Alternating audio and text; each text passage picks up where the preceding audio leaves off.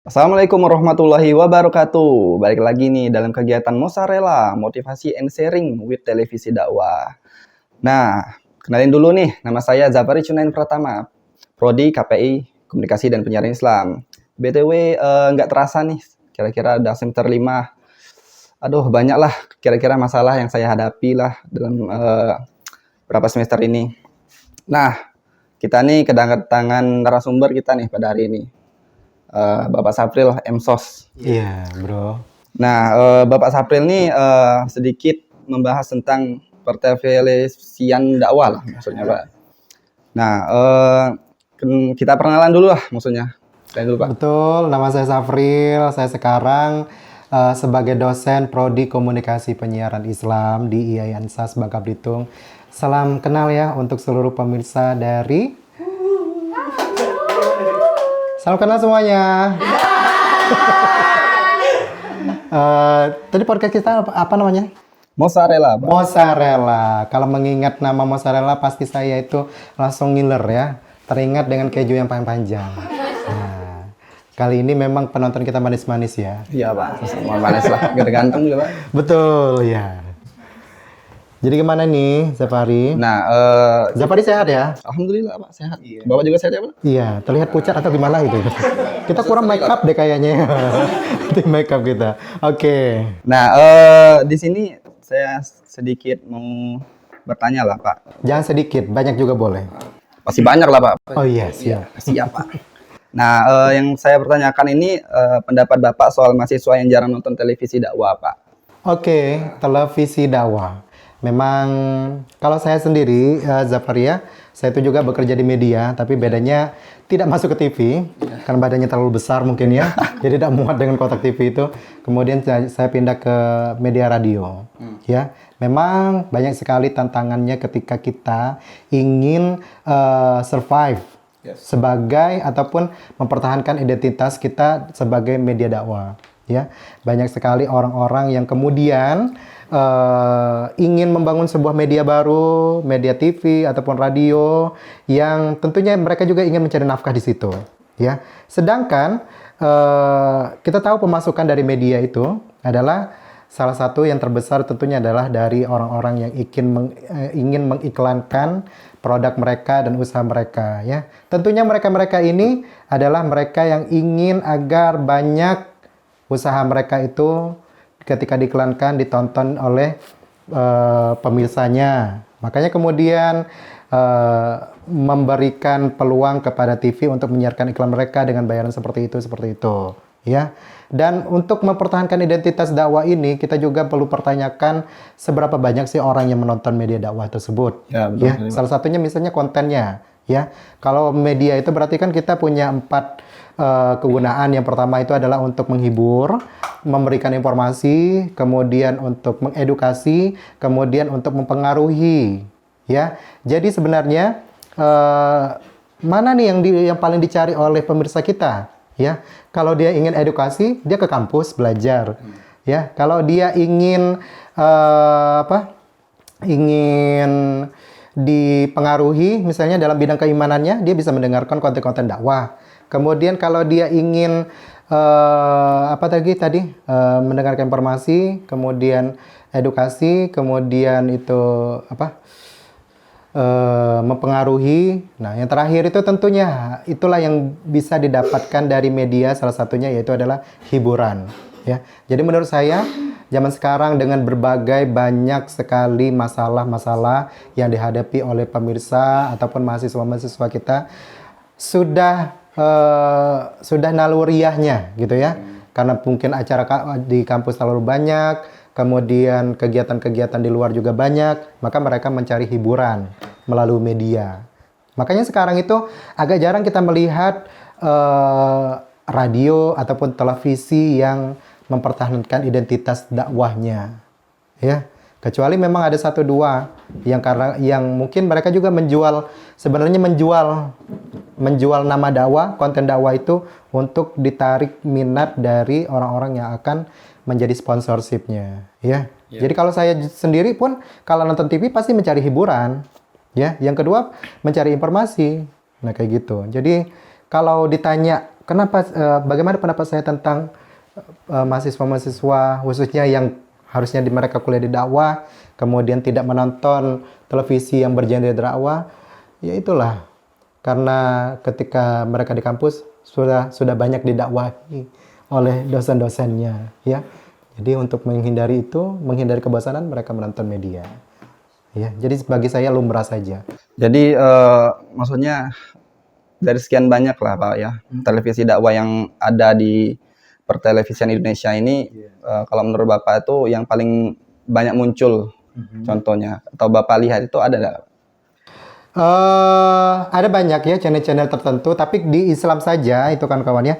Saya banyak mendengar isu-isu ya. Oh, ketika kita nonton TV yang ini, yang identitas TV-nya Islam, oh mereka ini alirannya seperti ini. Nah, maka di aliran yang lain tidak menonton itu.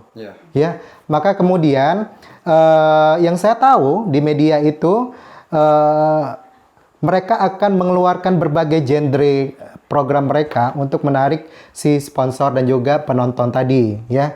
Misalnya setiap TV itu pastilah di satu harian itu, satu hari satu malam tuh mereka menyajikan program dakwah. Indosiar misalnya mereka menyajikan program Mama Dede, udah pindah ya. Kemudian ada programnya di Metro TV itu yang menayangkan setiap malam minggu dengan Ustadz ini yang isinya motivasi. Jadi bagi saya TV-TV yang sudah ada pun walaupun tidak dengan image-nya sebagai TV dakwah itu mereka pasti memasukkan unsur dakwah di salah satu program mereka karena memang genre itu juga dibutuhkan ya untuk menarik minat orang-orang yang keimanannya tinggi, Islami sekali, sehingga kalau nonton sinetron dia tidak nonton, tapi jam 5 pagi dia nonton TV untuk mendengarkan dakwah. Nah gitu. Jadi tidak harus menjadi TV dakwah. Jadi TV komersil pun bisa menghasilkan program dakwah. Nah kayak gitu. Sekarang banyak bermunculan ya, karena memang kita Indonesia ini mayoritas Muslim, kemudian wajar jadi kalau TV-TV itu ada program-program dakwah untuk menarik minat penontonnya, nah seperti itu. Jadi kalau nggak, maksudnya kayak TV swasta kayak gitu ya Pak, maksudnya nggak harus dari televisi dakwah lah. Iya, ada mesti ya. Jadi misalnya ada radio di Bangka, misalnya saya misalnya di radio SQ ya. Radio SQ itu untuk bersaing untuk mendapatkan iklan itu dia harus punya program yang non dakwah misalnya. Masyarakat sukanya dangdut, nah gitu kan ya, maka dimunculkan program itu. Kemudian, tapi kita lihat pasarnya TV itu kan tidak semua orang yang suka dangdut, tidak semuanya orang sukanya sinetron ya. Ada ibu-ibu yang hobi mendengarkan ceramah. Maka untuk memasukkan iklan misalnya produk-produk halal, kemudian produk-produk untuk yang berbau Islami, maka untuk menembus ke mereka itu, biar mereka menonton iklan tersebut, maka dibuatlah program dakwah. Nah kayak gitu. Tidak harus menjadi televisi dakwah, berlabelkan dakwah. Malah orang nanti akan terlalu takut ya zaman sekarang ini kawan-kawan ya. Jangan terlalu melabelkan oh kita ini cap solehnya di mana-mana misalnya di atas jidat ya. Justru akan membuat blog-blog kita dengan orang lain. Padahal Islam itu kan sangat menyukai sangat menghargai perbedaan. Maka dari perbedaan itu kemudian kita saling menghargai, saling menjaga. Jadi maksudnya banyak lah maksudnya Pak, contoh-contoh untuk iklan-iklan yang agak berlebar ke dakwah-dakwah gitu ya Pak, untuk menarik lah. Iya, sampo aja sekarang ya. Yang dulunya sampo ya, untuk rambut yang sehat, sekarang untuk rambut yang tertutup ya, produk P misalnya ya. Dulu hanya untuk untuk rambutnya lurus, hitam, bergelombang, nah gitu kan. Sekarang ada special edition untuk hijabnya, nah kayak gitu. Banyak juga contohnya kayak untuk kayak half kayak itu Pak. Kayak maksudnya produk banyak ini ya. Iya. Produk itu. Mulai dari sikat gigi, odol, pembersih wajah ya, skincare ya. Pasti ada segmen-segmennya ya. Ada yang segmennya untuk orang yang umum, ada yang untuk yang Islaminya ada. Nah, dari sekian banyak lah Bapak menjelaskan dan sedikit membahas tentang berita-berita iklan-iklan dan lain-lainnya Pak. Betul.